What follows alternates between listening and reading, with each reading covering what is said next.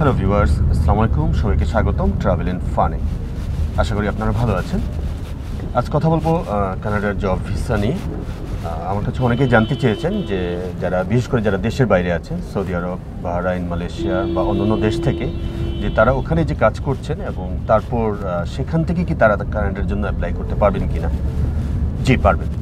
যে আপনারা যে দেশে আছেন, আপনারা সেখান থেকে কানাডার ভিসার জন্য অ্যাপ্লাই করতে পারবেন জব ভিসার ক্ষেত্রে।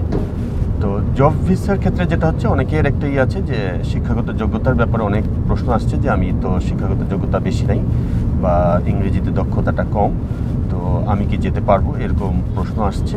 তো ব্যাপারটা হচ্ছে যে জব ভিসার ক্ষেত্রে আপনাকে খুঁজতে হবে যে আপনি এখন যে কাজটা করছেন সেই কাজের ধরন অনুযায়ী আপনাকে কাজটা খুঁজতে হবে।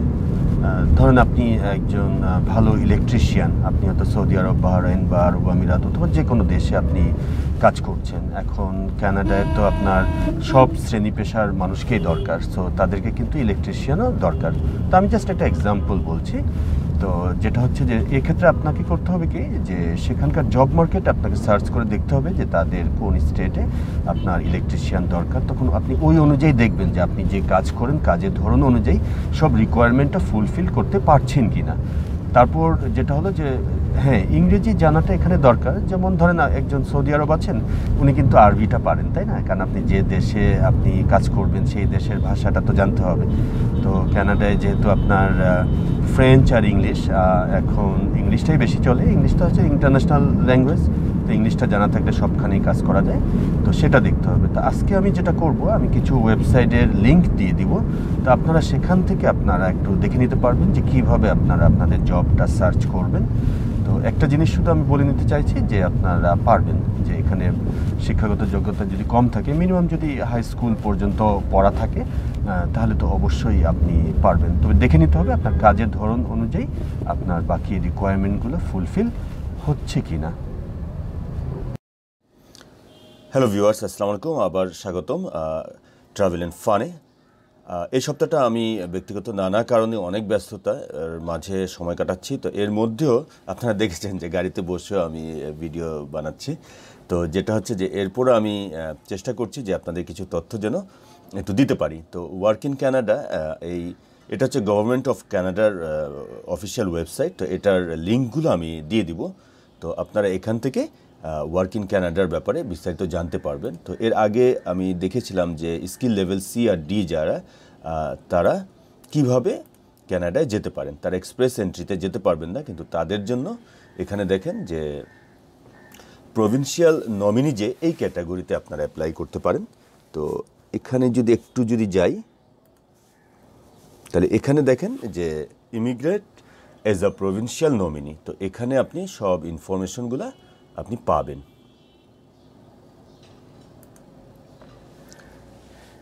আমি এইগুলা সব লিঙ্কগুলো দিয়ে দিচ্ছি, আপনারা একটু এখানে দেখে নিতে পারবেন আপনারা যেতে পারবেন কিনা, এলিজিবল কিনা। এখানে ক্লিক করলে পাবেন, দেখতে পাবেন apply for a work permit etcetera, সব ইনফরমেশনগুলো এখান থেকে পাবেন।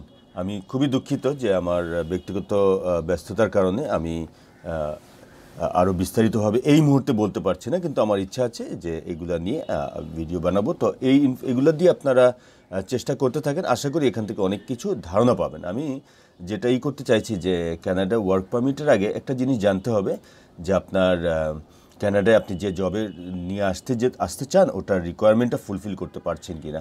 তাহলে এখানে কয়েকটা জব খুঁজার ওয়েবসাইটের অ্যাড্রেসটা আমি এখানে দিয়ে দিচ্ছি, এগুলো সবগুলো লিঙ্ক আমি দিয়ে দেবো। তো এখানে যেটা করতে হবে, আপনাকে আপনার একটা ইমেল দিয়ে আপনার এখানে একটা অ্যাকাউন্ট করতে হবে। তো এখানে যদি দেখাই, এটা একটা বেশ ভালো জব সাইট। এখানে আপনাকে সাইন ইন করতে হবে। ওকে, সাইন আপ করে নেবেন আগে। সাইন আপ করে এরপর আপনি এখানে জব সার্চ করতে পারবেন। তো এখানে এটা বেশ ভালো, এটা ইন্ডিডটা। এখান থেকে একটু যদি দেখাই যে ধরেন আপনি, কারণ কানাডায় আপনি জব পেতে চান, আগে দেখতে হবে যে আপনার যোগ্যতাটা আছে কিনা। ধরেন ইলেকট্রিশিয়ান দিলাম, টরন্টোতেই আছে, এটাই দিয়ে দিলাম যে এখন ফাইন জব। দেখেন এখানে ইলেকট্রিশিয়ানের অনেকগুলো জব আছে।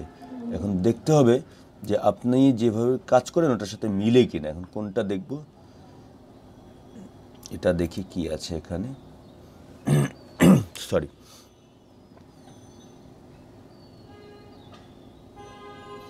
এখানে দেখেন যে আপনি সব ইনফরমেশনগুলো পাবেন, যে ডিউটিগুলা কি, আদার্স, তার দেখবেন যে আপনার সাথে ম্যাচ করে কি না। আমি এখান থেকে এটা দেখাই। আচ্ছা, এটা দেখাচ্ছি, একটু বড় করি।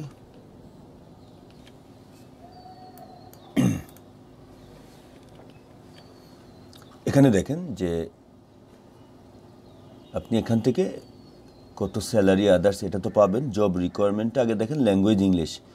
এখন দেখেন যে এডুকেশন হচ্ছে আদার ট্রেড সার্টিফিকেট ও ডিপ্লোমা। এডুকেশনটা এখানে কিন্তু গ্র্যাজুয়েট বা মাস্টার্স এগুলা কিন্তু চায়নি। এক্সপেরিয়েন্স আছে, others, Canadian job bank 12 days ago। আমি আরেকটাতে যদি যাই, আচ্ছা ইলেকট্রিশিয়ানটা বাদ দিয়ে অন্য একটা খুঁজি। আচ্ছা, আজকে আমি বেশি সময় করতে পারছি না, তো অন্যটা যাওয়ারও আসলে নাই, তো আজকে এই পর্যন্তই থাকুক। ভিউয়ার্স, আমি জানি যে শুধু লিঙ্কগুলো দিয়ে দিলে এত এত তথ্যের মধ্যে খুঁজে পাওয়াটা অনেকটা মুশকিল।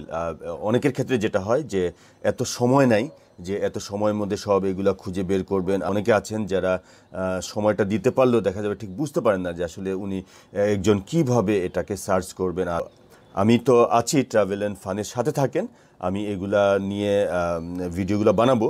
তো এগুলো সার্চ করে দেখেন যে বিভিন্ন জব ক্যাটাগরি, আদার্স, এগুলাতে আপনাদের জবের সাথে ম্যাচ করে কি না। তো আমি আবারও খুব দুঃখ প্রকাশ করছি যে বুঝতে পারছেন যে খুব তাড়াহুড়া করে এই ভিডিওটা বানানো হচ্ছে।